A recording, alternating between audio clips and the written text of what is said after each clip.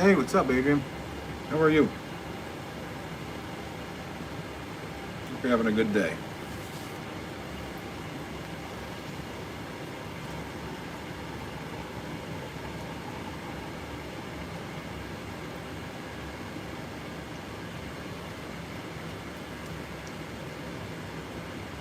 Hey, Sue, what's up? How's it going?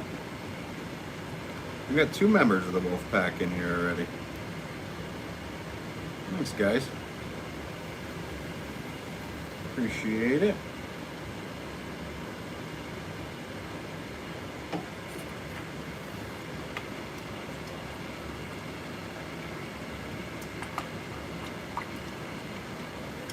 Back to regular scheduled programming, make flower pots.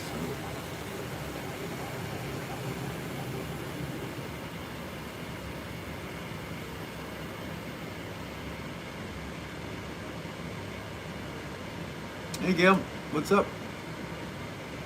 I'm doing well, thank you.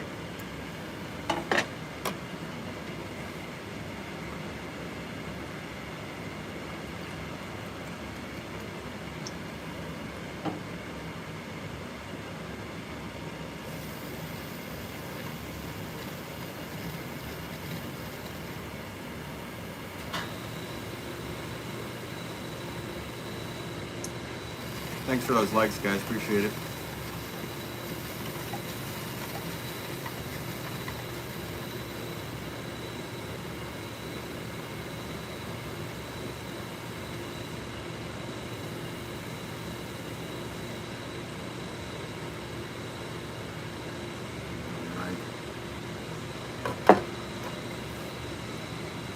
So I'm out of these on my website. I need to make a batch more. I have some in white, but not in the gray. That's what I be making today. Oh no, Gail, sorry. Yeah, I hear you. I got a pounder of a headache. I don't know what it may be. I know I gotta keep working though.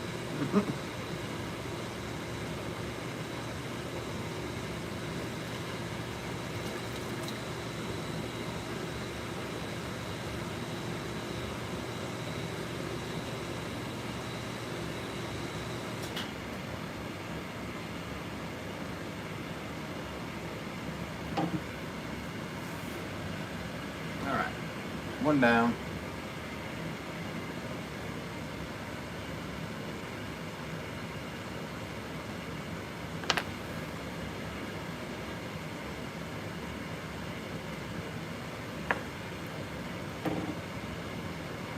Yeah, I hope you feel better as well.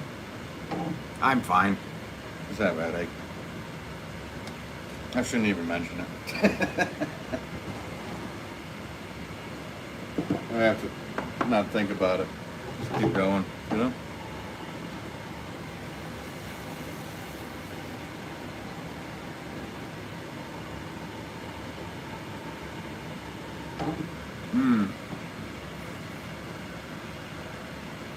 Yeah.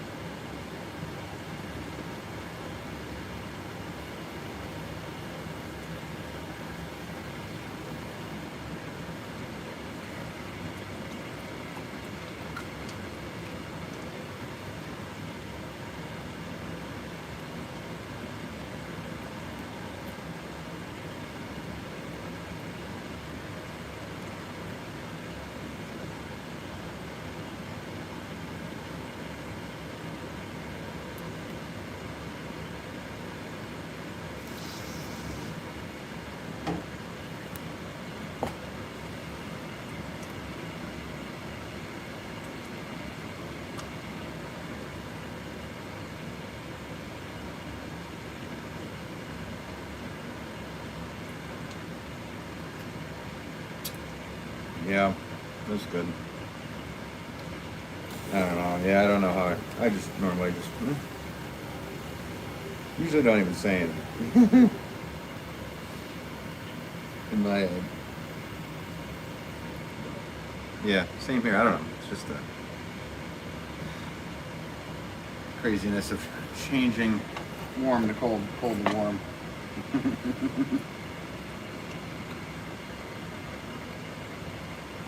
Yes, I'm a noob. This is my first day going, so wish me luck. Am I doing okay?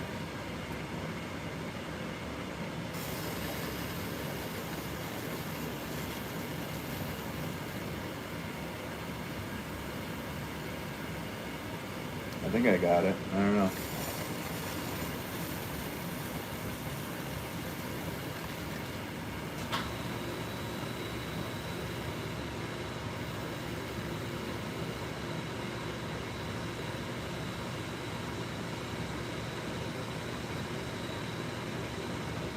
What's going on? Welcome to. Thanks for popping in today and saying hi.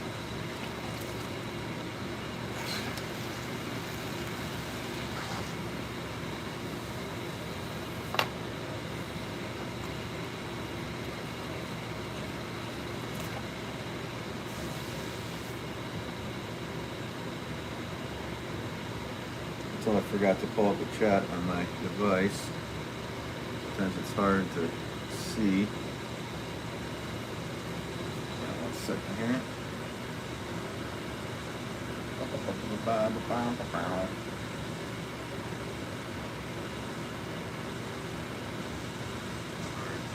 Oh, I have volume on it. I don't know why.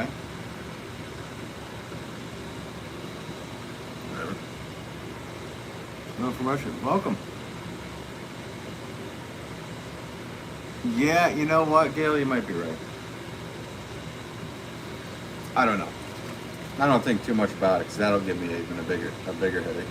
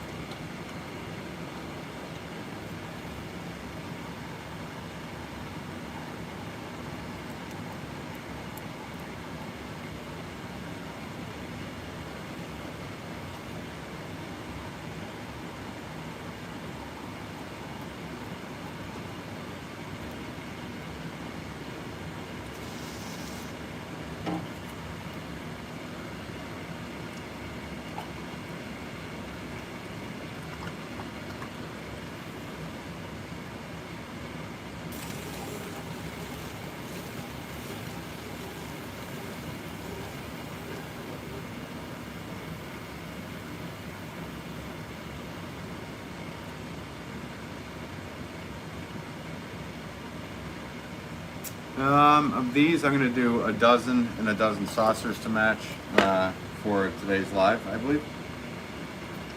I got a whole bunch of other stuff I'm doing. Well, yeah, that's what I'm doing, Sue. How are you doing today? Did I ask you? I can't remember. My brain is shot. It's been a long, strange trip.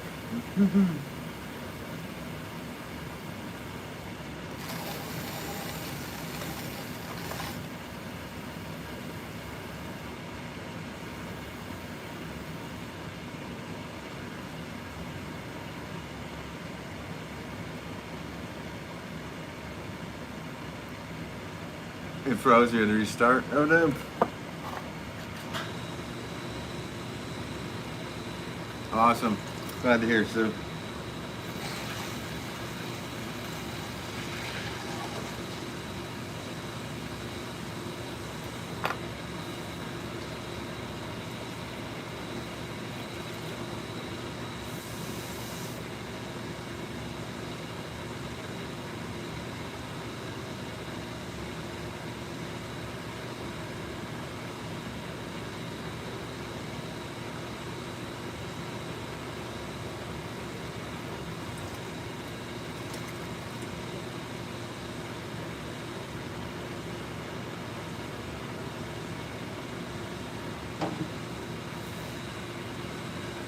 Right. Right.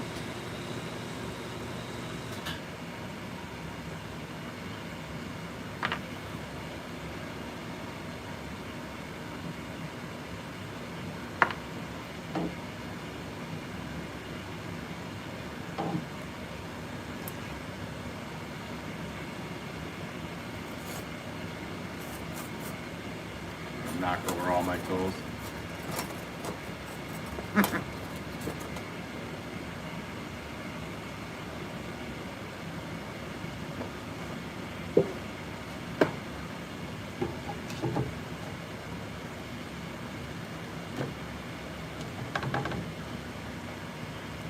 The weather's been messing with this stuff. Don't know.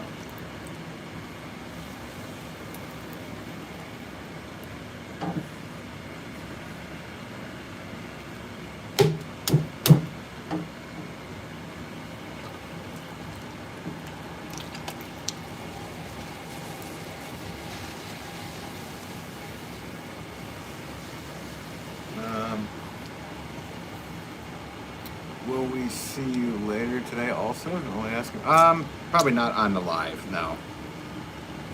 There's a lot of stuff I need to do and like to make sure the camera's set up properly to do it and all that is. You would just see me running around in the background.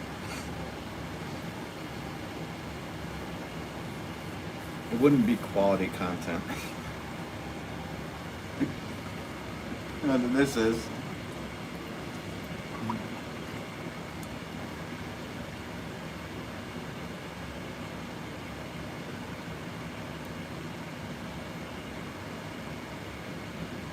Hey Shurkin, what's up? How are you? I am doing okay. I can't complain. No, I could, but I don't think any of you guys will listen. You'd swipe away instantly. Maybe I should do a complaining stream where I complain about things.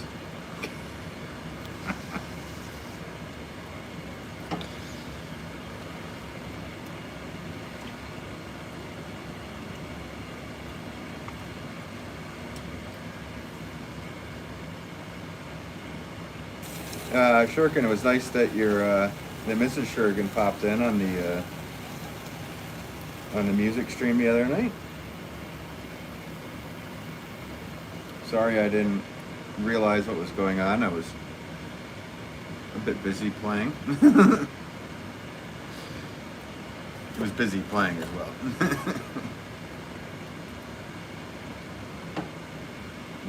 a lot of notes.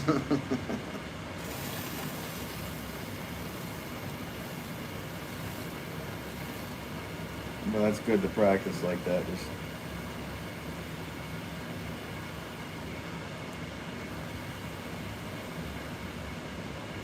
Honestly, I was only planning on maybe doing 45 minutes of practice, but it ended up being about an hour and a half. because I hadn't played for very long, well, for a while, like I didn't have any blisters or anything, but my fingers were numb. Which is a good thing. I needed that. Thank you guys for whoever popped in, was watching. She says it was great music. Oh, thanks. No, Gwen, it's not. Sorry. I'm Ben's twin brother. We've been going back and forth just to see if you guys would notice. And we're noticing that certain lives do different. We're certain twins. It's kind of like the, yeah. I was going to do a spoiler for a movie. You watched a short of the two. Oh, cool.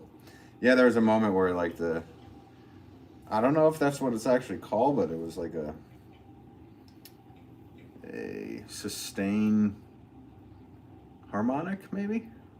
It just popped out. Like I can usually get a really cool sustain, but that one was like, it was harmonic as well, so. I don't know if you guys understand any of that. I don't even know if that's a technical term for what was actually happening. So. And thank you for watching that again.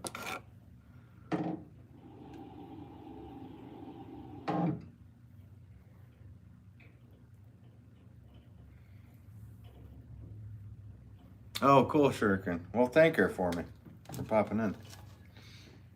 I didn't watch back. I watched back for that one part because I was like, I want to find that part that had that sustain. But I didn't watch back in all the comments, so sorry about that. I should have figured out or have a memory of what the name was or the username. So there's a bit of a problem with that pot. I will have to clean up to make sure.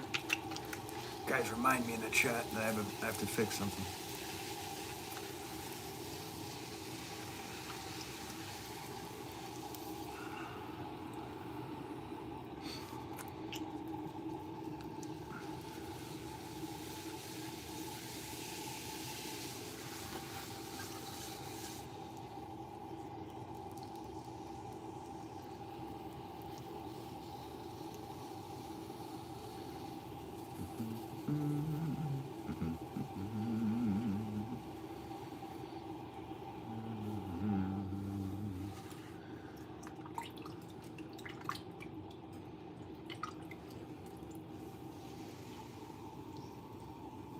I don't know how many, I have to look on the YouTube thing, but there's a batch of members now, so thank you guys for doing that.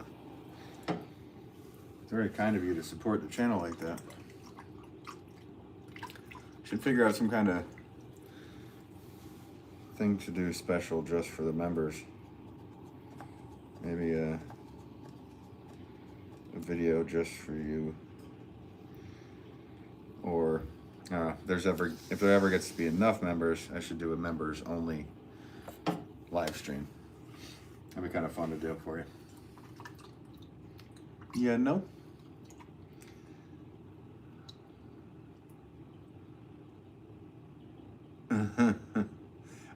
Yeah, they switched it over. So I contacted YouTube and was asking in a chat, and I was talking back and forth with them.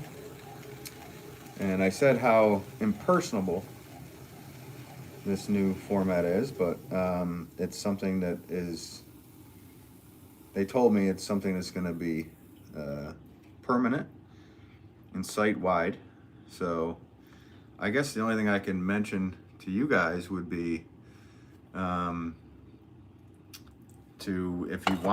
if you can secure a handle that suits you well, to do so. So I guess you'd have to just go to your YouTube settings, and where it says your display name and everything, right underneath it would be your handle.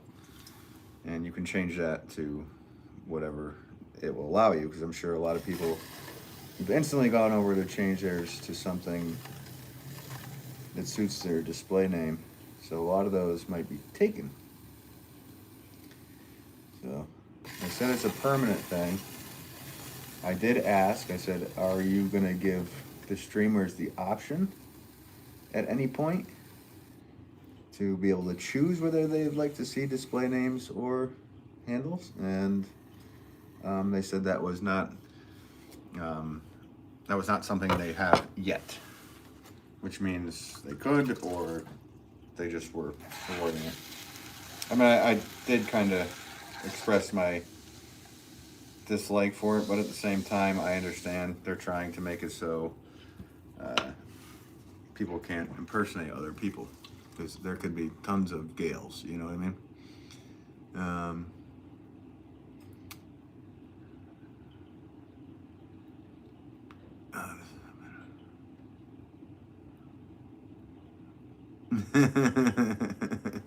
Well, yeah, Shurkin. I mean, that's when things are made with love and honor. That helps life.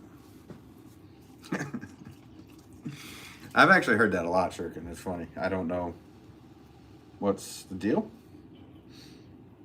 but maybe there's just a good vibe thing going on with it. I don't know. I try to put good vibes into every piece I do. So. I don't know if that's what it is, though. It's a bit far-fetched.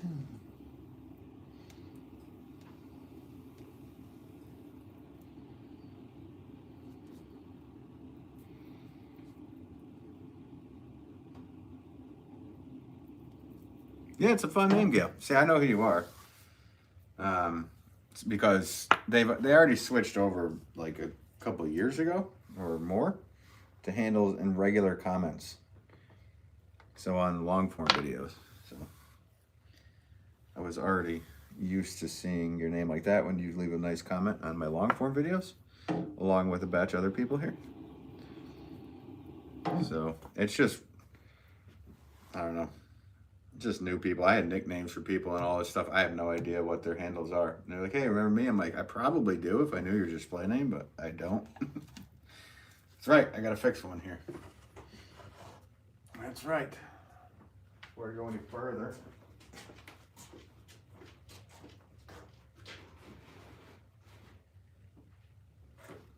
Let's get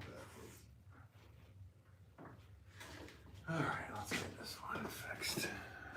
There's a bit of a, it's not much of anything, but there's a bit right there that I don't want to see. Could leave it. Nobody would really complain, but I have my own quality control when it comes to this stuff. I don't like it, so.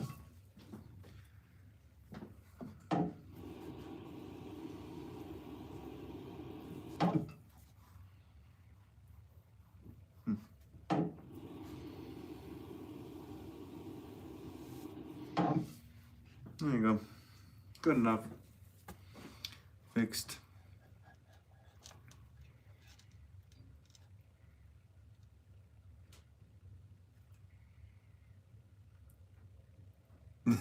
Yeah. They haven't done that to me yet. And I've only, I haven't used them in probably a few weeks. I did try a few weeks ago. My form is horrible. Hello, how's it going? What is it? Letitia Thompson, welcome to. How are you today? Thank you for popping in and saying hi.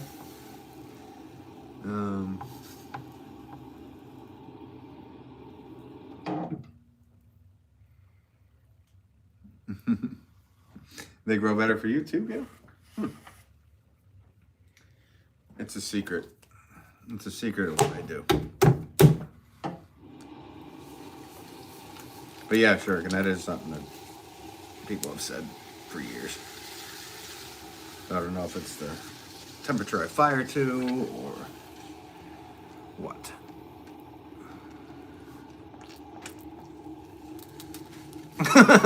All right, Gwen. That sounds good.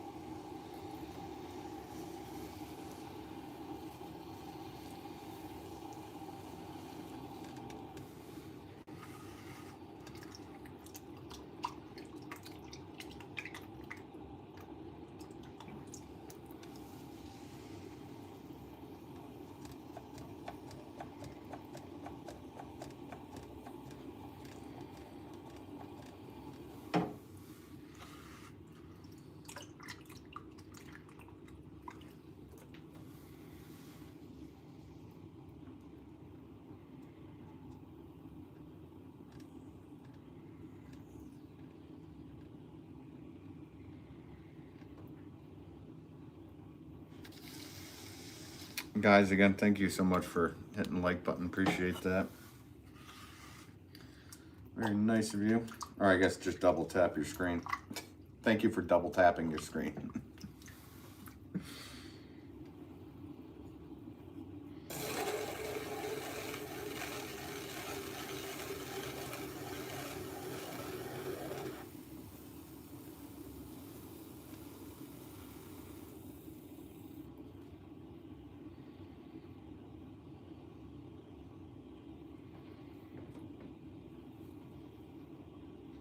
Hey, take care, Shuriken. Hope you have a good day. Thanks for popping in. Appreciate your support always.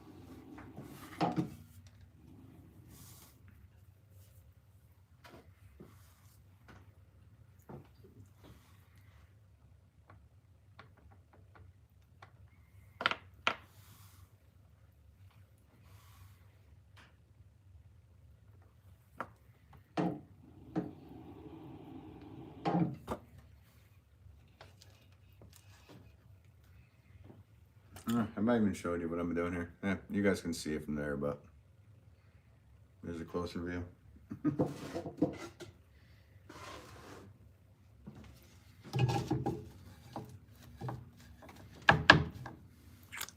Basic flower pot that you guys have seen me make hundreds of times.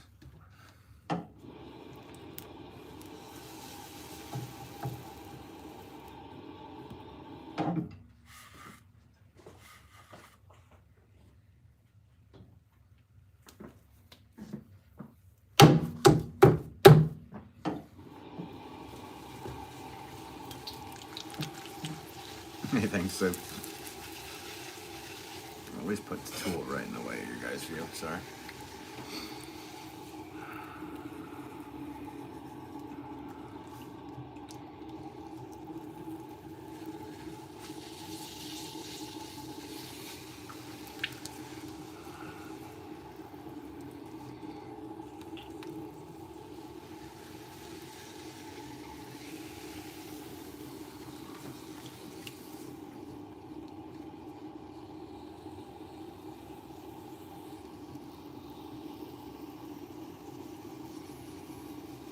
Only about 2 ounces bigger.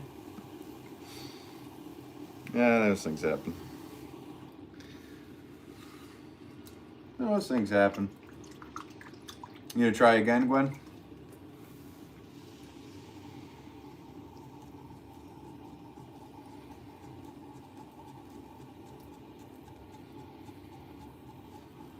Damn it.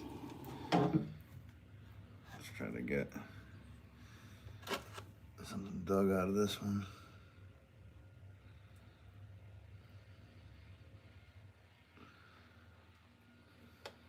They drop. Oh, it's on there. I mean, what is that? It's a rock. I don't even think that's clay. It always messes up something, huh?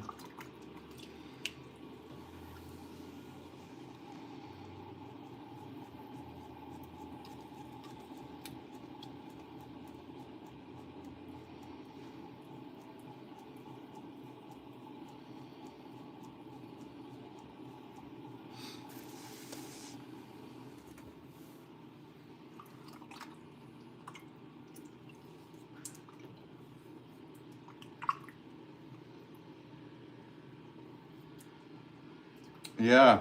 No, that happens. I mean, it happens, Gwen. Like, I found...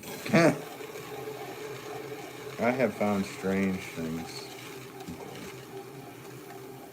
I really don't know how that happens, to be honest with you. Because I know how... Like, the machines that they use at where I get my clay is... I mean... The guy made it himself. It's absolutely amazing. It's about a size of maybe a 20-yard dumpster. And they put in all the materials in that, and then they mix it up, and it drops down gravity-wise into their through the auger, down through and pugged out that way. And it's such a huge operation and such a cool thing. Their batches are probably, I think, 6,000-pound batches of clay. So unless there's something in the ingredients before that, which it's got to be, and they also screen stuff, so that's where I get confused. But this is not screened clay. The screened clay is a bit pricier. I should ask them if I could do a video on them, because their whole mixer and pug and everything, it's gigantic. It's basically probably three stories high.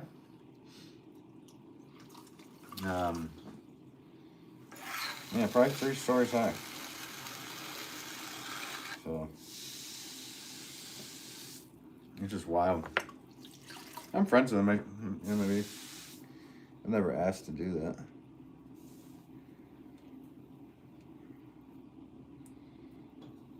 It'd be kind of fun if you'd let me do a video.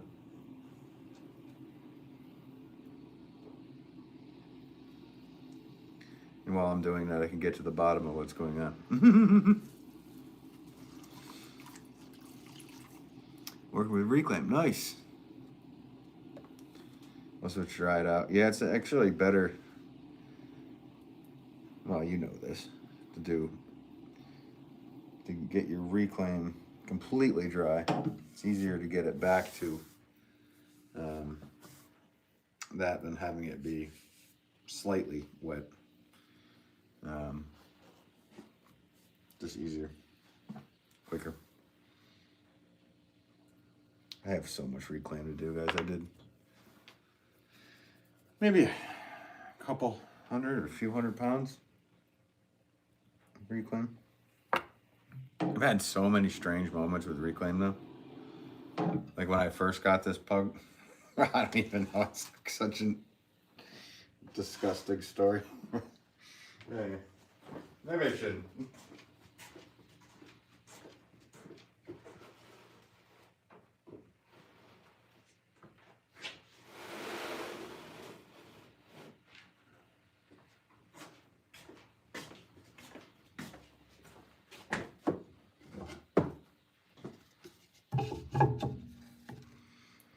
I've never seen a mixer that big. Yeah, it's literally the size of a 20. Probably, I think it's 20, like a 20-yard dumpster.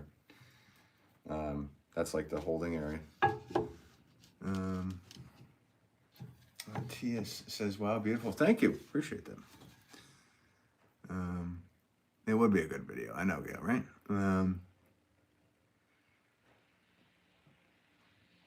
Yeah. That's happened. That happens, Gwen. Yeah, that's not out of the norm for me either.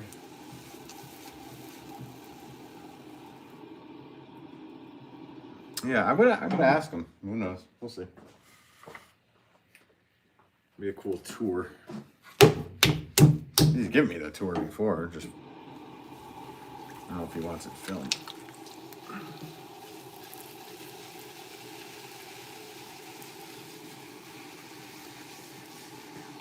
Re-dry clay's better. Yep. Yeah. Us too. Us too, Gail.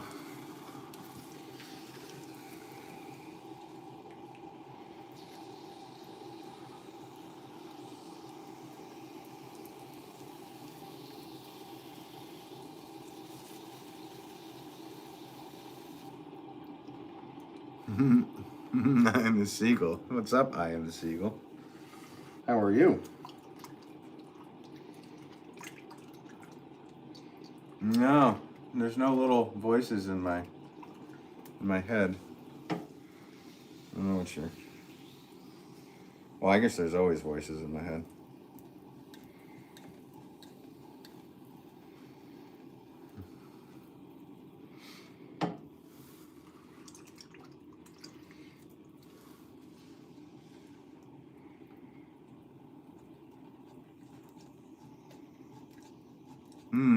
Yeah, cool clay. Well, yeah, you gotta be careful because it could be like a earthenware, and then you go to fire it too hot or something, or like a refractory clay or something. You're good, awesome. You're just as.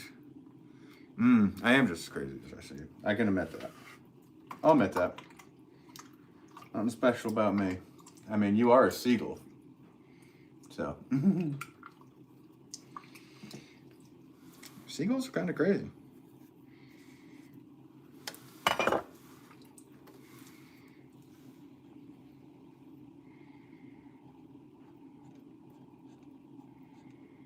Yeah, there you go. There you go, Gil.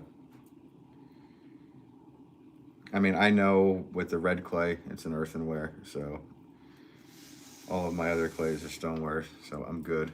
Like, I'll mix in bits of porcelain into the stoneware. I mean, what does that matter? Really, it's nothing but pure clay.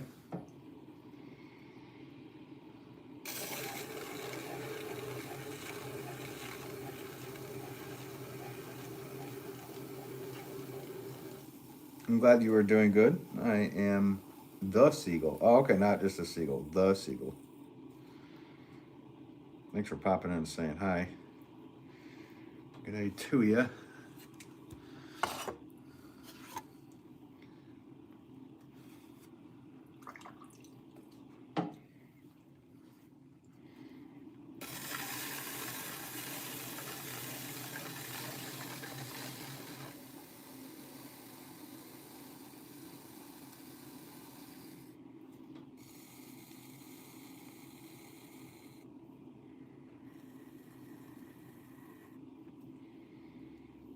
Yep, the one and only.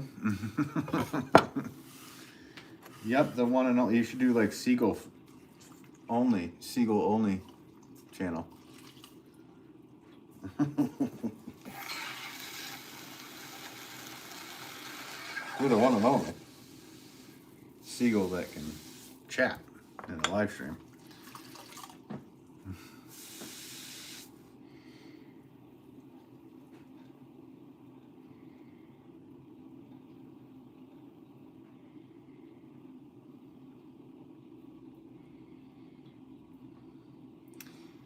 Now, why does that name sound familiar? Only Feathers. Okay, perfect. Yeah, see, this is a perfect example. I remember the handle, but I also remember I wanted to make sure the handle lined up with the display name. It was like, the display name is something different. This is what YouTube does, though. Drives people crazy. Only Feathers.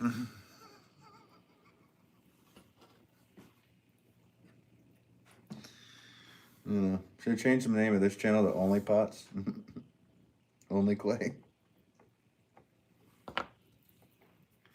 Get dirty with it. Getting dirty with Only Clay.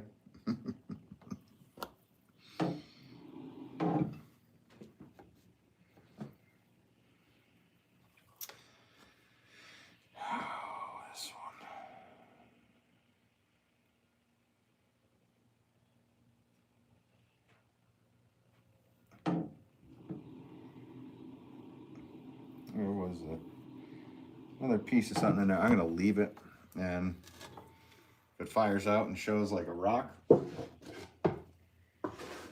so be it. So be it. Pieces of clay. I bought some B mix. Nice. And I don't love. Yeah. So you mainly throw Laguna, Gwen? You don't like the butt mix? And you know it's named after a guy named Butts, right? B-U-T-T.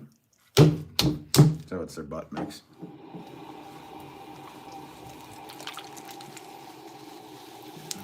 Only splash pads. Laguna, Kentucky Mudworks. Oh, cool. Yeah, I've thrown Laguna. I have no qualms with it. It's good clay. Just easy for me. Like 2 towns north is Sheffield Pottery Supply, where I get all my clay. So it's literally we drive up there. Mainly my wife's been doing it, but drive up there, get 1,000 pounds. Drive back. It's right there. It's only like 25 minutes up the road, unless there's slow people. Or slow driving people, I should say. I'd like to apologize to the community.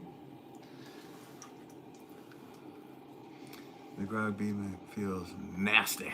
Yeah. I mean, this is it's got sand in it, so instead of grog. So it's rough. It's not that, B mix. It's just so smooth, and I don't know. This has a little more grit to it, and it actually is good for bigger pots. But I understand the other stuff does feel awesome. All different sensation, that's all. And functionality-wise as well.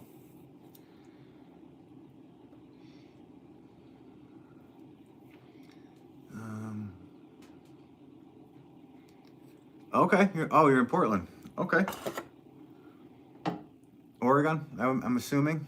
I don't know if there's a Portland, Maine pottery. Mel, what's up? How long does it take to make a pot? No, you just saw it. I'm going to make another one if you want to watch. I don't really. I mean, we've timed things before, but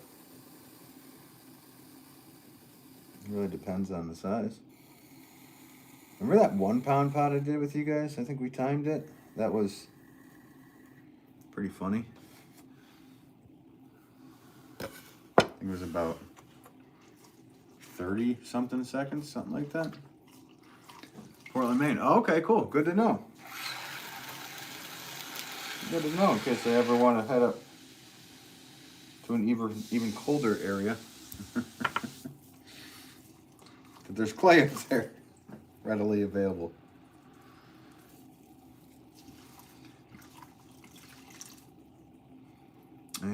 I am leaving now, unfortunately. I have to go to my job. But good to see you. Thank you so much for popping in and saying hi. Hope you have a good day at work or night, whatever it may be. Wishing you the best. Thank you. Appreciate ya.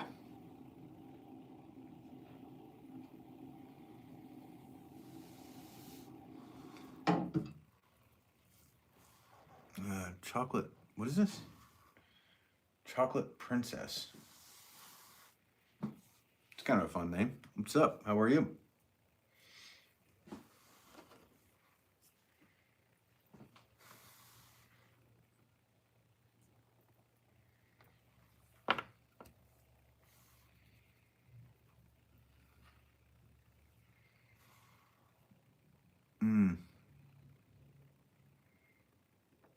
Nice, Gail. Yeah, I was having this discussion with a couple of different people. Not this discussion. I'm going to start up a new discussion. But the discussion was cone 6 versus cone 10. And it's like, there's so many cool things about both. Like, I just instantly went, I'm not a fan of low fire glaze, but cone 6 and cone 10, it's like, people are like, oh, what's better and what's worse? It's like, I do love cone 10 stuff. There's some seriously awesome stuff with cone 6. So it's I don't know. That's like one of those Potter debate things that is so funny to me. What's interesting to me is the people, like I can usually tell what's cone 6 and what's cone 10 at first glance and then feeling wise. But yeah, no, it's quite interesting. I just gotta move these off to the side, guys.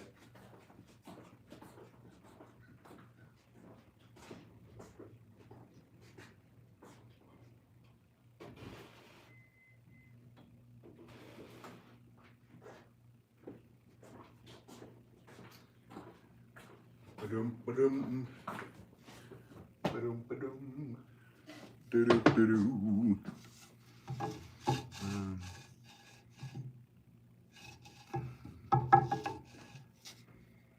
Yeah, vinegar. That's another good trick. Helps with plasticity, as I believe.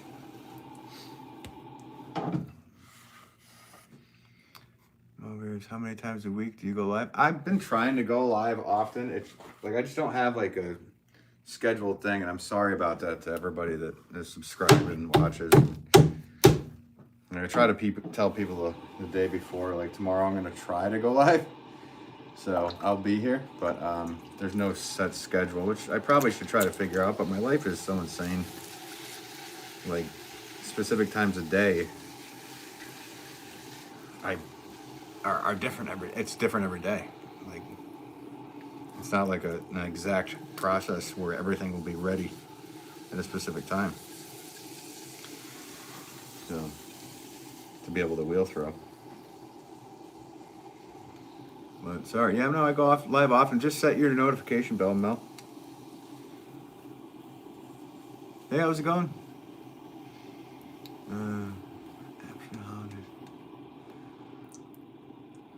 Nice, Gwen.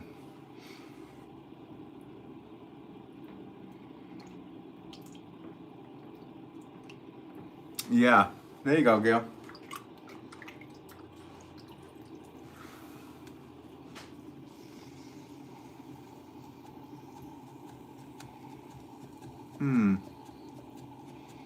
I don't know about that, Gwen.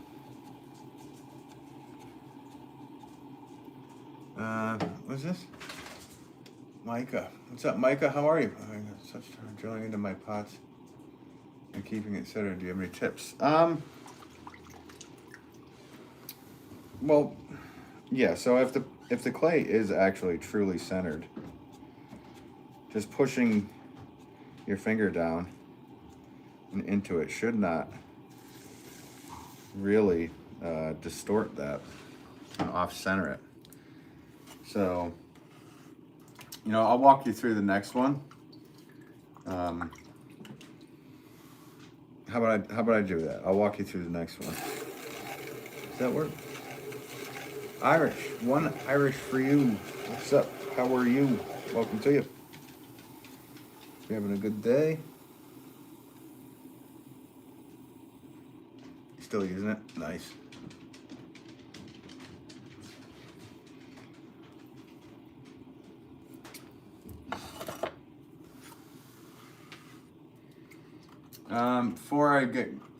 Before I do that, Micah, could you tell me how much clay you are using? Is it Micah? Yeah. If I pronounce your name wrong, I'm sorry.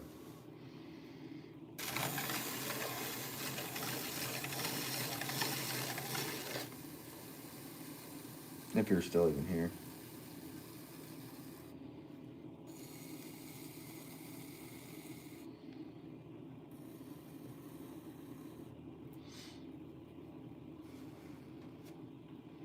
Great time watching you play Friday. Nice. Cool. Thanks for, I didn't know it was hard for me to look at the comments, so yeah, thank you so much for watching and hanging.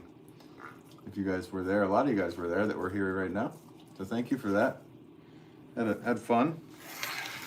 My fingers were on fire that evening. Next day, all fine. That's good, because that just meant that what I thought was good for calluses were not. So now they're back to what they should be.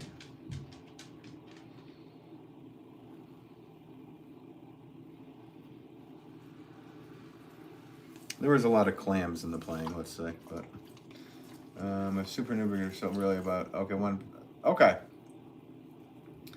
After I drill my walls are so uneven when I open. Okay, gotcha.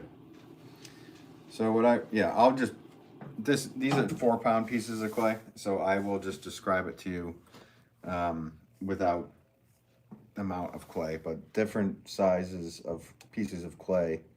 My hands do different things.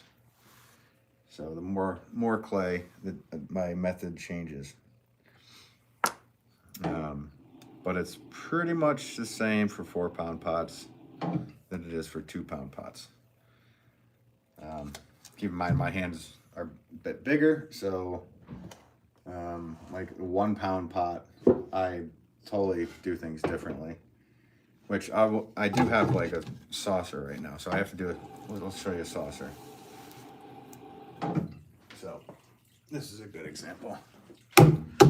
So there's your 1 pound. This is a 1.5 pound piece. So when you're centering, like, it's not just about squeezing the clay. Like, if you just squeeze together, you're really not going to get that. So the trick is to push and pull,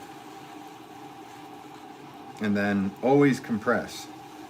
So when you're pushing, say if you're right-handed, I know the camera's flipped around, so I'm pushing with my left hand, and while I'm pushing, I'm compressing on the top, and that gets everything completely centered. So it's a bit of a trick. And then if you're pushing, so I would be pushing at like let's say 7 o'clock and 2 o'clock, 7 and 2. So 7 push, 2 o'clock pull, and that raises your clay. But after every time you move it, you just literally compress. So this is a saucer, but these are much easier than pulling up walls. So I'm just flattening out the piece. But every single time I did those moves right there, I was always compressing with this. It's all about compression. So keeping it compressed and even the whole time is a important, if not the most important. So let's do one with the walls. Saw the recordings. Oh, okay. Oh, you weren't there. Okay, sounds good. I didn't know. I was able to look at the chat for a very short amount of time. I had to watch afterwards, but oh man, that was good music. Oh, thanks, Gwen. Appreciate it. I'll light on the lights. You actually stayed till the end. Yeah, that's funny at the end. Just bust out the lightsaber. That is basically a movie replica. Movie replica lightsaber. Sounds like such a dorky thing, but I'm a dork. So no, I'm a dweeb because dorks are smart. All right, so Micah, here we go. Yes, I do center it that way, except for pulling. So I would definitely try that in studio. Yeah, try that. But here, let me give you an example of this one. Irish, if you want to look at those lightsabers, they're made by a famous YouTuber named Theory Sabers, or Star Wars Theory, who owns theorysabers.com. All right, so so your clay is on, and first kind of thing is I'm like mainly keeping this hand like as constant, like stable pressure, not really like slamming it in. So, and then this one, like I said, I'm pulling, which will just cone up. And then here's when you cone up, slightly push in, and then I use like this metacarpal, I guess it is. And and I push down while keeping compression. That all that is being compressed on this side. So, and again, with the 7 and 2, and this whole time, like every second of the way, I'm compressing. So there's always compression there. So my muscles never give up or let loose. So once I get the point where it is truly centered, if you just push your finger right in, he's like, you're talking about like drilling it in. So like drill. Like nothing's gonna happen. That clay shouldn't go anywhere. Maybe your clay is way too soft. But you can do it that way. That's the easy way. For me, opening, you can open with your thumbs. You can open, I mainly open with my pointer finger. And then I pull out and create the base. So again, when you do that and pull out to create the base, like I said before, the main thing is the compression. So make sure that this rim is being compressed. Every single move, you want that rim to be compressed. So right here is basically, I mean, I could collar it in, which is just kind of doing the opposite, doing a 2 o'clock, or I'm sorry, 10 o'clock, and maybe 5 o'clock, and that just collared it in. So let's see here. So I'm gonna push out, I'm gonna push in, but as this clay is rising, I don't know if you can tell by this part of my hand, it's compressing that rim. So it's always compressing that rim. So like this portion of my hand is always sticking on the rim and pushing down ever so slightly. Here we go for another raise. As you can see, that rim, I'm always compressing. And then here's where I let off, and then I compress again. So every move, I'm compressing the rim.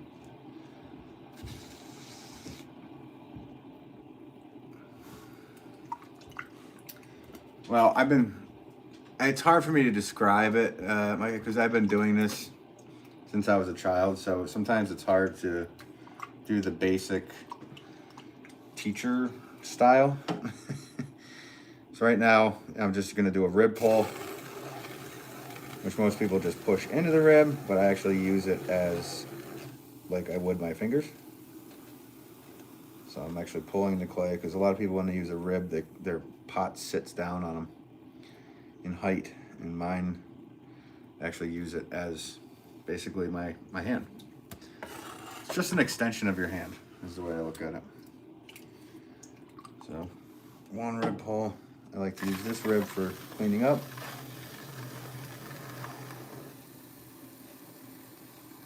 All right, pull out the rim. Run up one more time. Usually get this, I guess I was messing around a little bit much. Huh? So in production pottery world, there was always a somewhat spoken about rule of 3 pulls to get to your height. But don't let that go into your head, because that will, I probably shouldn't even say it, but that's kind of where I was brought up, learning how to do it. Trying to get there in 3 pulls. For my 1 and 2 pounders, I'm there in 2 pulls. But it really doesn't matter. It's all about the fact that you get there. Okay, Gail, thank you. No, I totally understand having your own style, and there's so many different ways to, yep. I'm going to try that. Yeah, try it. It really shouldn't. See, I would get the word drilling out of your head because where that is kind of like the action, it's really not, because you're pushing down and you're opening. So if you're just drilling in, like you're not going to get to where you want it to be. So I would slowly push in. Instead of using the point of your finger, use the pad of your finger and push down and pull out. Because if you just go down and drill and then you pull out, you're ripping the clay instead of moving the clay. So that would be my advice to try the next time you're on the wheel, if you're still here. What's up, Sabrina? How are you? If I missed any other comments, sorry guys. Did I miss stuff? Oh, hey go. What's up? How are you? Welcome to you.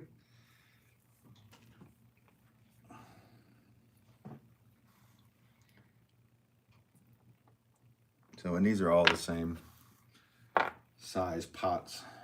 It's being a production potter, it's kind of hard to describe to people that are just getting going in the correct way, you know? Well, I don't know. You guys know. Gail seems to know.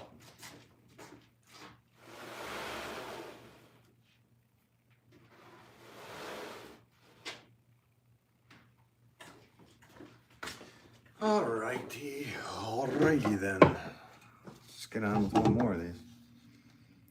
Thank you. And I just realized I came across this. Where's your studio base? I'm in Connecticut.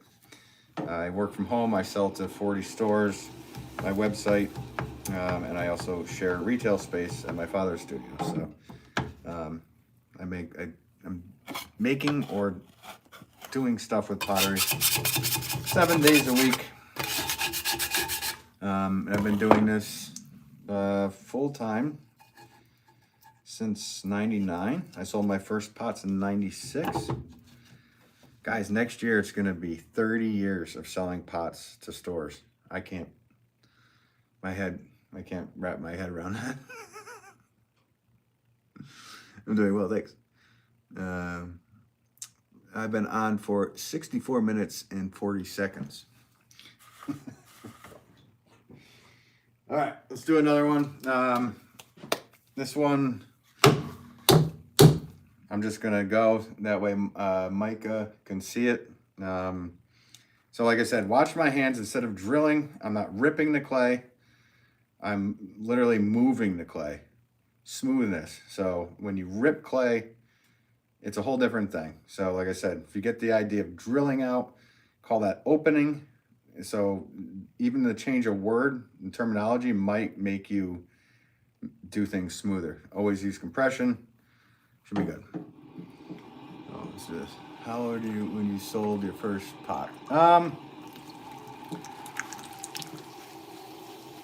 Yeah, so, I mean, I was making pots at like 1 year old because my dad's a potter, so. But I didn't take it seriously until high school. I guess it was high school, yeah. And like I'd always make pots and then make them and then throw them right back into the clay mixer. That way, I didn't realize it at the time, but we would judge each one and then throw them back in, good or bad.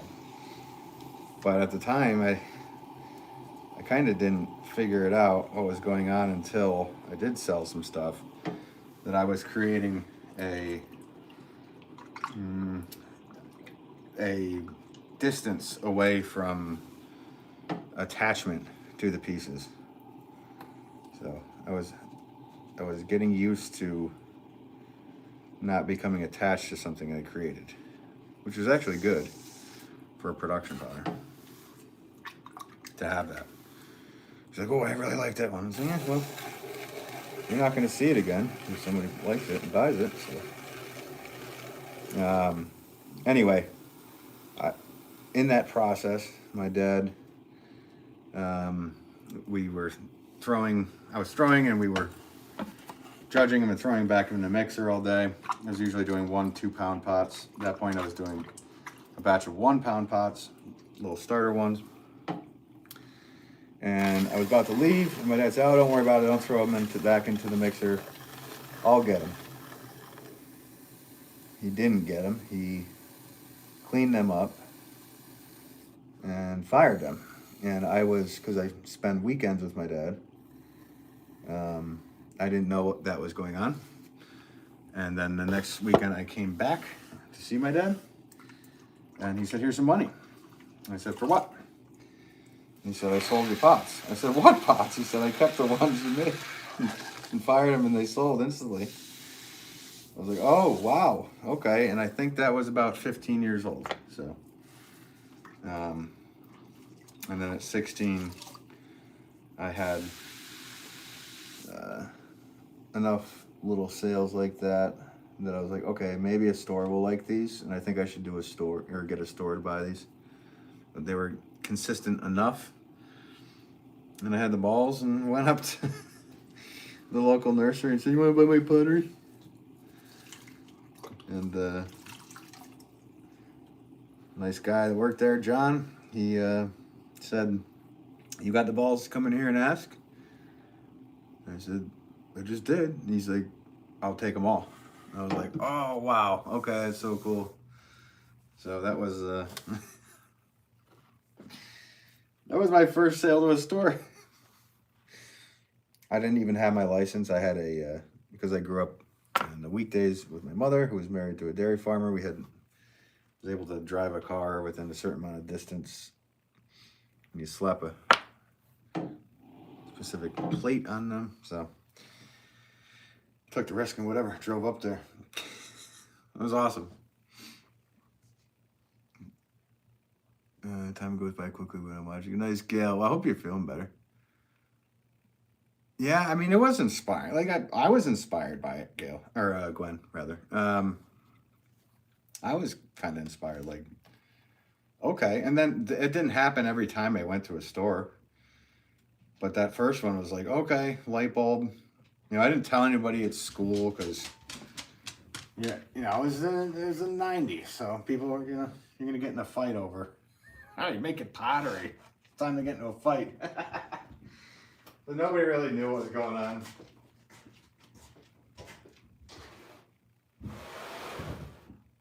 In fact, I really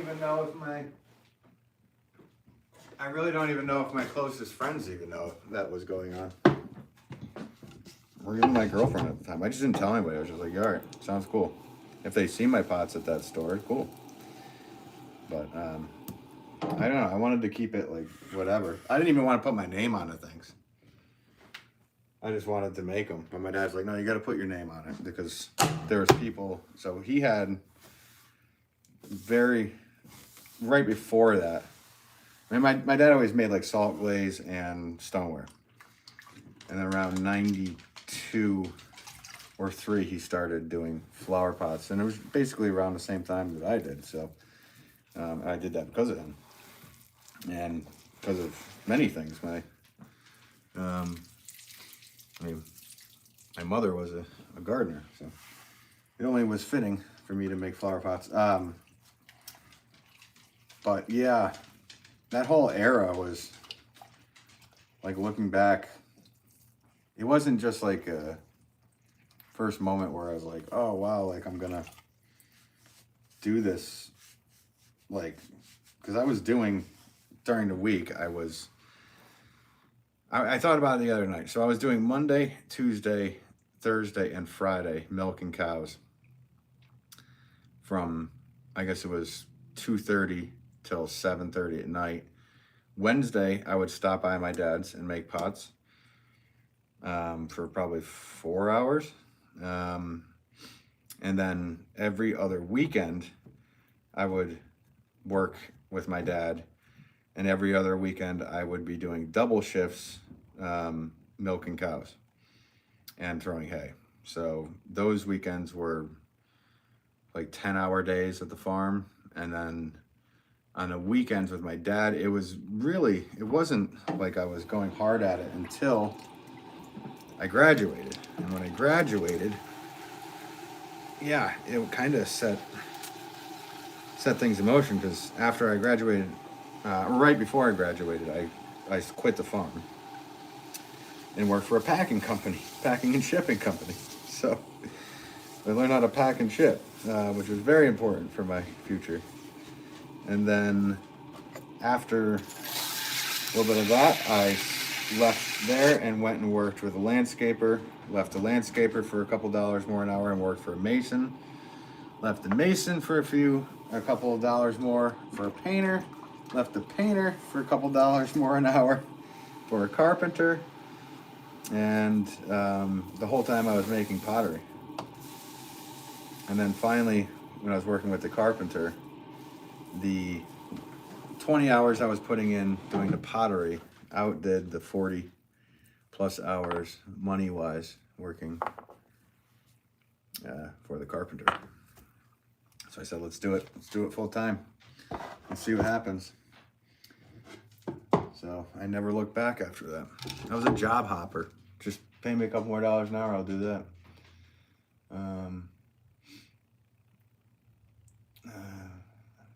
Of course I go, thank you. What are you doing at the end with the... I was stamping my name, so I'm stamping my name and a number. So my name, Ben Wolff, and a number which indicates 6 pounds, or that was 4 pounds of wet clay used. And then with these saucers that I'm making, I'm doing the same thing so they correspond with each other.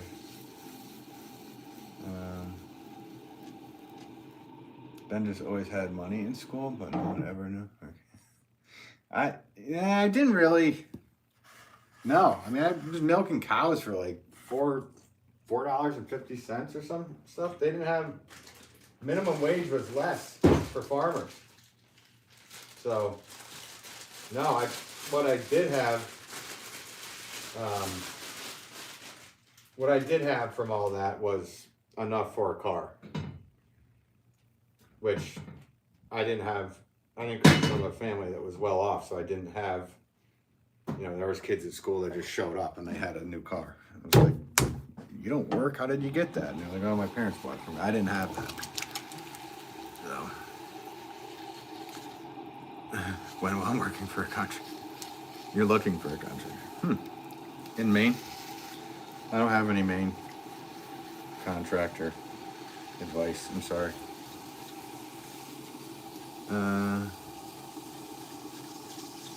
How many years after the first sale did you decide to go full time? So I opened up my business in '99. I wasn't able to go full time with it until 2000.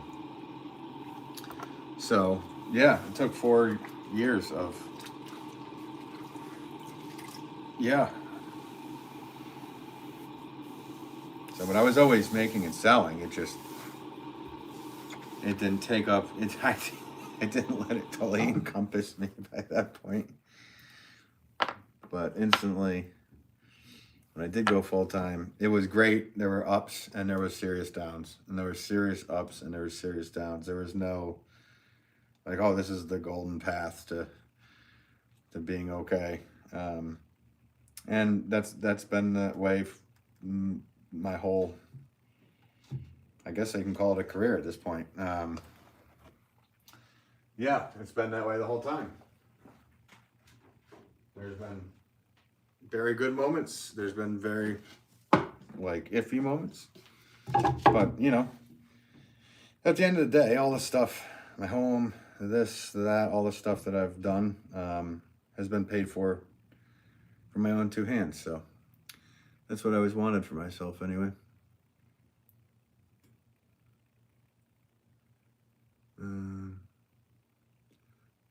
Yeah, I do, Gwen. I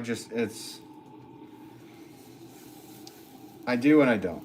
Like, my wife worked as a house painter, so she's 1,000 times better than me at painting, though I can paint. I can do basic stuff, but I also get agitated working on stuff like that. Very easily, I'm not gonna lie.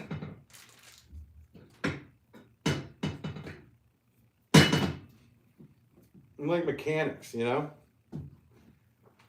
I grew up on a farm, so you have to kind of know mechanics. I always worked on my own cars, unless it was to the point where it was beyond my doing.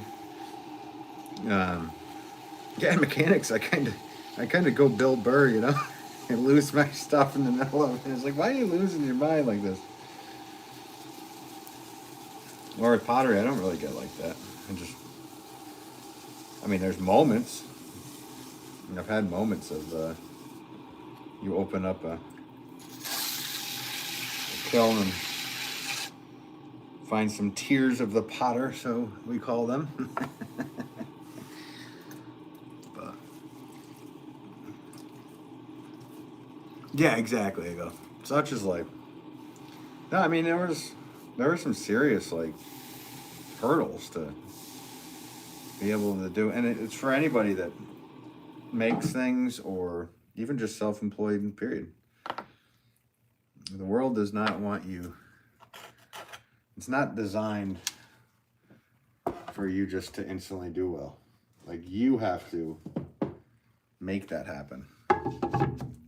You have to have the courage, the strength, and the, I don't know. You have to have the drive, I guess, is the biggest one. The drive to say, I'm doing this. It's not going to just happen. And you can't quit when it doesn't work. You have to keep going. At least that's what I found for my life. I'm sure there's some self-employed startups that just, all of a sudden they're insane, but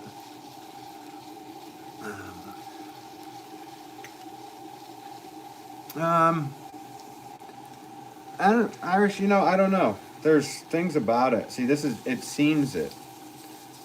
But see, like doing 1,000 pounds of clay a week, like you're compressing. You're always this.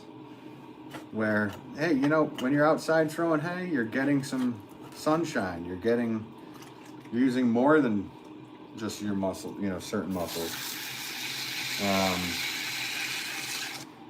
It's not, people always say, well, it's just so soothing and so this and that, and it is to watch. But when you have to make thousands of a thing, it's a whole different brain, If I was doing this as a hobby, like, yeah, that's all it would be, is soothing and relaxing. So how much clay is used compared to the size of the pot? Okay, yeah, so, so this is a 1.5 pound piece for a 4 pound squat pot. So, but this would actually fit my 6 pound flower pots that were normal height, same, or I call them full, and same height, same width. But these pots that I just made are squat 4 pounds. So they need, instead of the 4 pound saucer, they need the 6 pound saucer. So, it's a little confusing for some, for me. Hey, what's up there? How are you? Welcome to you. Thank you for the 1 like. I appreciate it. Appreciate all the likes, guys. Your dad taught you where life's going. Until the zombies come. Well, I don't know. Sharpest knives in the world are ceramic, are they not?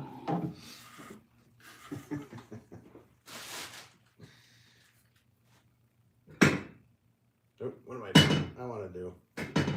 So, I'm just getting a couple pieces of clay together, guys. I didn't wedge out. Everything for this live stream. I just did enough for the pots, not the saucers. Yeah, my dad, that's the cool thing about working with my dad was he didn't teach me like a regular student. We always called it osmosis. He let me go. He did not say, do it this way, do it that way, anything. We would judge my pots at the end and say, this one sucks, this one's good. But he never was like, I wasn't a traditional apprentice with him. It was the best thing to do with my style of learning. Obviously, I knew certain things from just observing my whole life watching him. So, obviously, the brain takes in a lot. Just like your brains are taking in a lot from watching these streams. You don't realize it. The people that aren't really into pottery but watch are learning about pottery, and Probably know more about pottery than the neighbor down the street. Just from what's being said in this stream or other streams that you guys watch.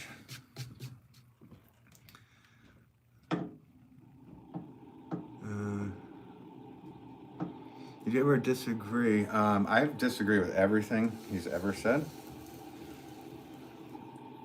No, on the pottery aspect, no, we both have the same, like if we pick up a pot, or say we do a firing of, 60 glaze pots, and then you take me and say, pick your favorite, and you leave a note in it, and I leave, and then he comes over, and he goes, pick your favorite. He would most likely pick the same pot that I like. It's like there's certain things we both look for that we've never really talked about, but it just naturally happens. So usually in those instances we agree. I mean, there's things that, just like anybody, there's things that he doesn't like that I like. There's things that I don't like that he likes. But as far as the throwing goes, like we know what to look for quality of the throw. And we both kind of try to hit in different ways. Where his pots are focused on a lot of traditional stuff, and I'm throwing in a traditional way. It's just my end result doesn't look as traditional, even though I would say that things work for a reason. So there's a reason that old pots look good. There's a reason why, let me see how to say the right words for this.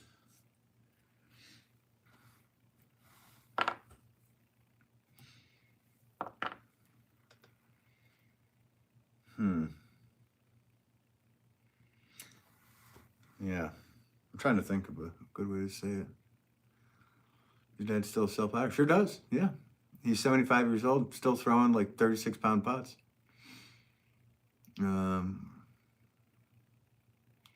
What's the difference between throwing a pot compared to a saucer? Well, you're just making a flat piece rather than bringing up walls. So,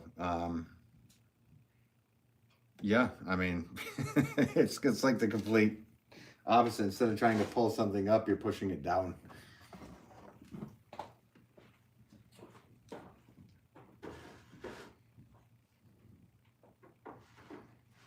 It was funny, I'm just kind of thinking about it. So like my grandfather, he was an abstract expressionist, I guess you'd call it.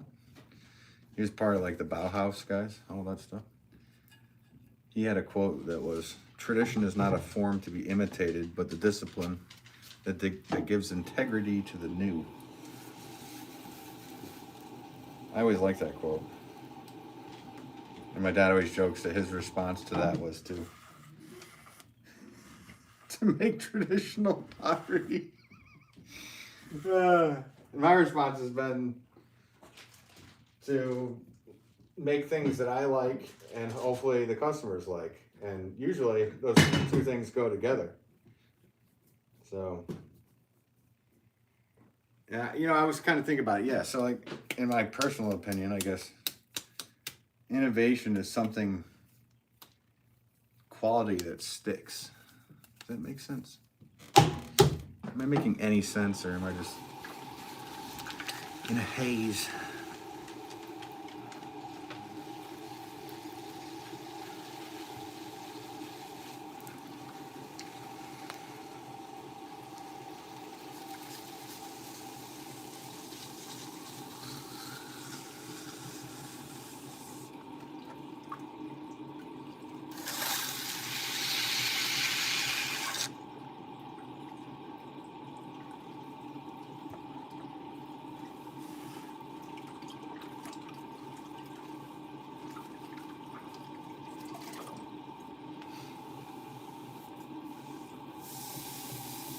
Hello. What's up? Welcome to Slop. Do you consider your pops more talented? No, we don't. There's no comparison with. I don't compare myself with any other potters. Um, no, I think that's.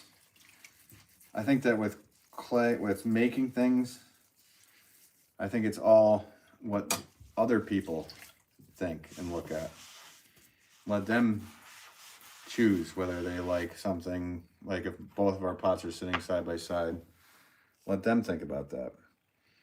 It's not a sport where there's a clear, where there's a clear winner with stats. So, and that's why I like it. You know, and that's why I like music too. You can say this person's better or worse on an instrument, but that doesn't mean that the world doesn't say I like that one more, or 5 people like that one more, and 10 people like that one more. That doesn't mean that the 10 people that like that one more is better. It's just preference. So no, I would not say that.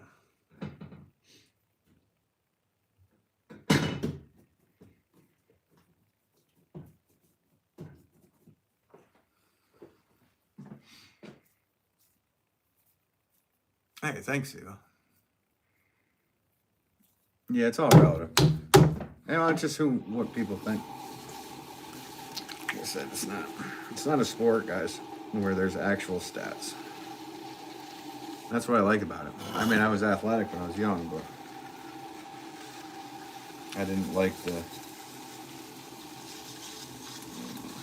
I mean, I guess all work is a competition, so in a way. But I put that stuff out of my head. Like, if there's a potter down the road making pots, I'm not like jealous of them or anything, or they're jealous of me. That'd be silly. That'd be a waste of time for in life, wouldn't it? So.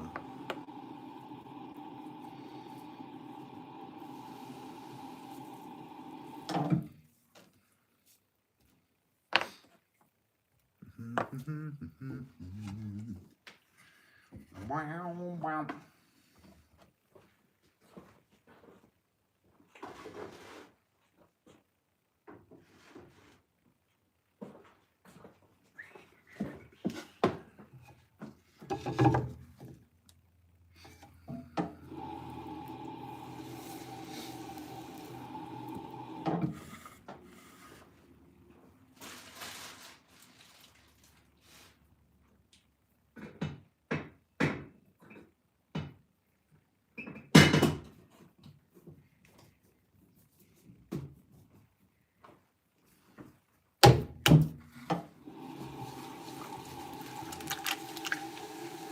Do you draw paint? No, I don't. I perverted stick figures.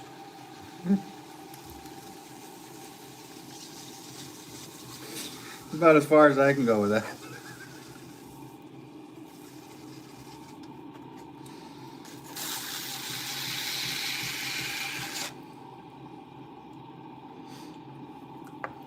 I haven't put much effort into it, so no, I haven't. What do you think? Yeah, I like that, Higo. So I think that's cool. And that was one of my kind of things that I was really into thinking about when I was even getting going. Like we've traced our civilization through pottery. So to be a part of that's kind of cool. And with luckily with carbon dating and all that stuff, we've been able to really pinpoint some stuff. And like being able to hold something like the oldest pot I've ever held is 3,500, almost 4,000 years old. So that's awesome. That is awesome.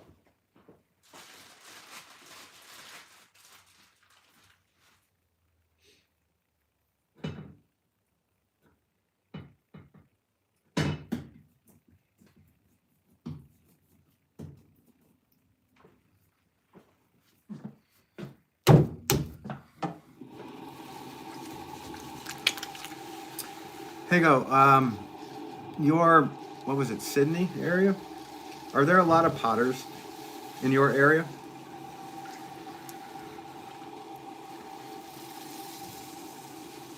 I wonder what it would be like to be a potter in Australia.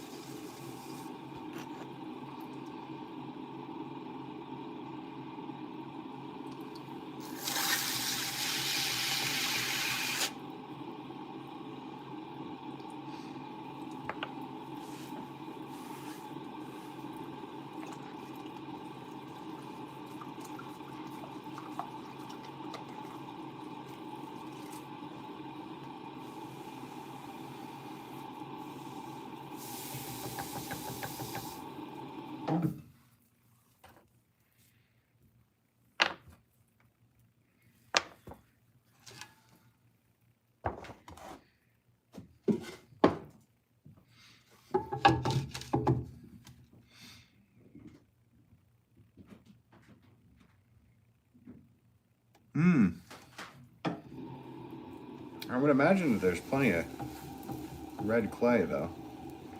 For me, I'd be able to make a lot of flower pots, I would imagine. Keep everything so clean, my disaster would be a disaster. Yeah, no, cleanliness is important to me. And I get my shirt covered, but that's about it. You know, there's a big difference. You took a look at my dad's versus me, if you're gonna do that stuff. He's one filthy potter, I can tell you that much. Yeah, Sydney is not.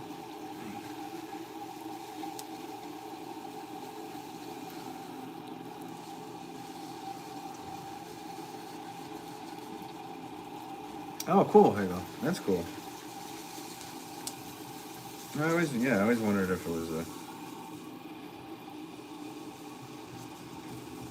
there could.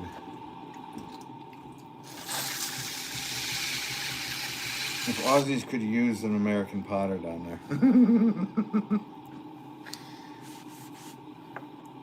Or would you drive me out of there?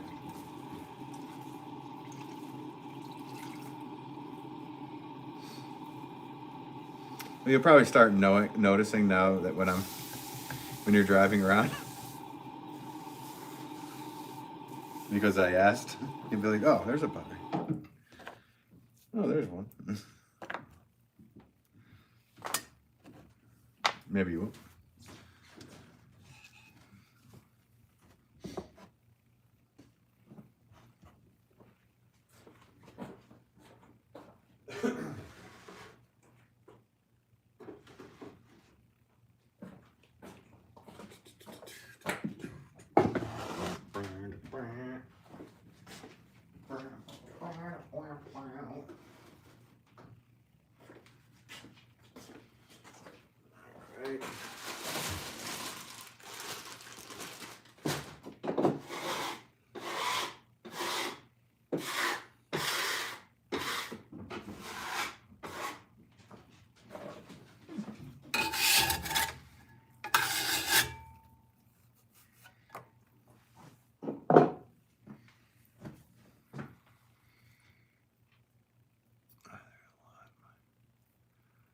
A lot of potters, yeah. Oh yeah.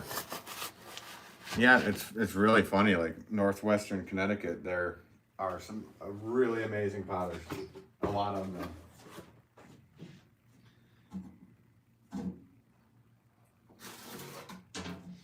In an unusual amount of really well-known, talented potters in this area.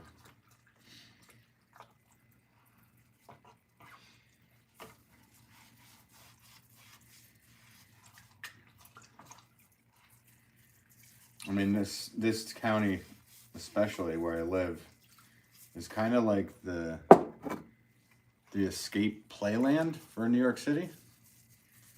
Like, because it's so beautiful, people buy their second homes up here. So a lot of those are a lot of our buyers. Locals are too, but a lot of the community is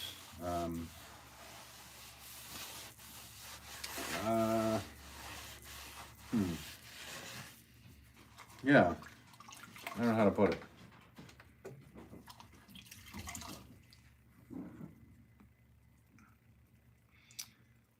What's the name of this snake? This is from Illinois.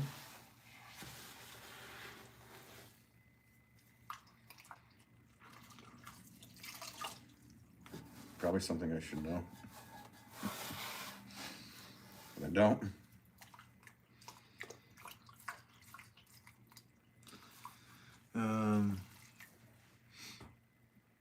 The studio I work in carries some work by Stephen Bernard. He's a part of some sort of collective in Connecticut. Okay. Bernard. It's not ringing a bell.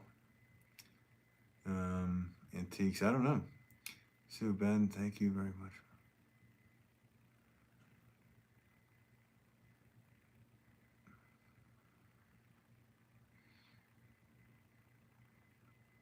Oh, Sue, thank you. I appreciate that. Thanks for the kindness. I mean, if you guys are taking away, like, stuff from what I say, like, that's awesome. I hope it benefits you. I don't send you down the path of the dark side. But I appreciate that. I'm not trying to be like, do it this way or do it that way. All I can ever speak to is like how I do things. Like we've said 1,000 times, there's always many ways to get to the same place.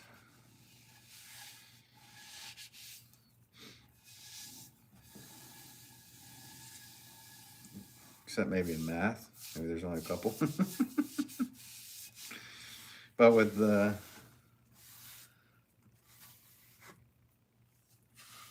pottery, yeah, there's a lot of very valuable. Hey, thanks. Guys, you're so kind. I appreciate it. And thank you guys for all the likes today and hanging out.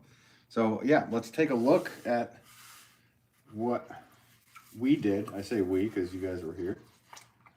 Helped me through it. I had a ripping headache. The headache has somewhat subsided.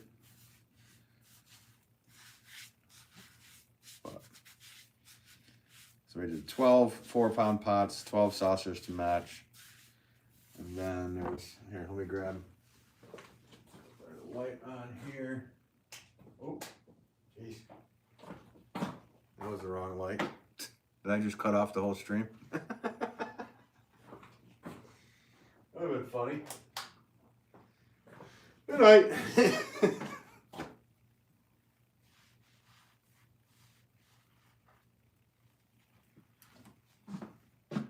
Always a great stream. Thank you, Gail. Appreciate it. I'll see you tomorrow. Yeah, I'll try to be on tomorrow. Sounds good. Thank you, Sue. All right, let's take a look at what we did, guys. And there's some other stuff I can show you. So here are the saucers, which are basically plates.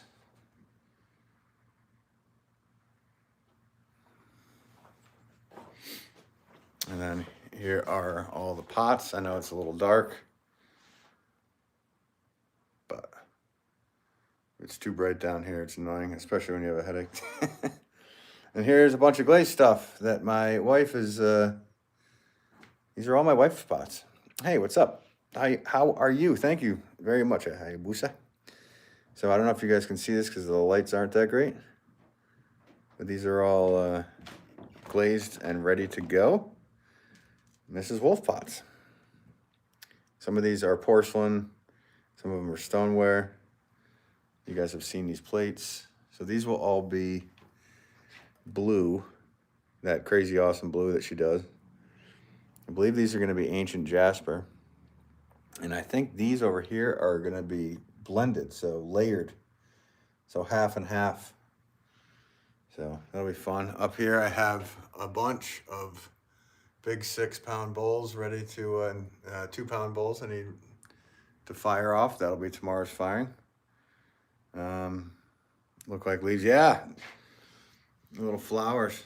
I guess they kind of do look like leaves too, but yeah. Nice work, Mrs. Wolff. Hey, thanks. Hayabusa. Always appreciate you.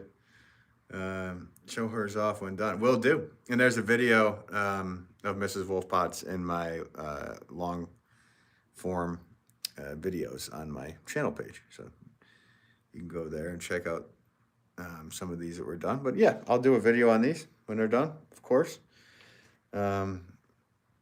Which you can do in a short amount of time. Yeah, these, well, this is just a batch.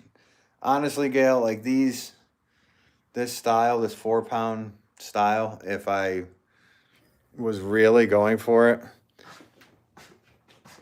I don't know. What's the most I've made in a day with those? Easily over 100. So, yeah. It's just, yeah. Doing the whole live stream, like, it definitely, you know, it's awesome to hang with you guys. It definitely slows me down because I'm reading comments, I'm talking. But if I was to shut up and just make pots.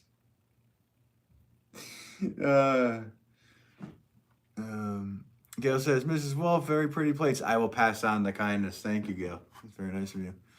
There's a new format training for pottery itself. It's incorporated in design courses. Oh, okay. Nice. Cool to know. Did that yeah, mine did. We were talking to Gail. I think Gail said it did.